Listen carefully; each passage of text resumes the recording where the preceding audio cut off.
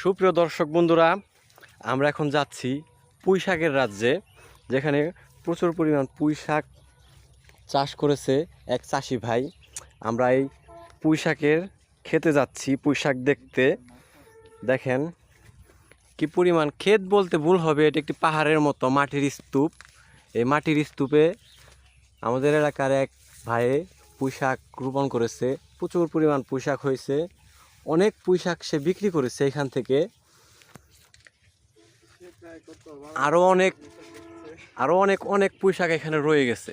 শুধু পুঁইশাক না, সে এখানে লাউ, জালি কুমড়া, বিভিন্ন ধরনের ধারা, এসব জিনিস সে চাষ করতেছিল।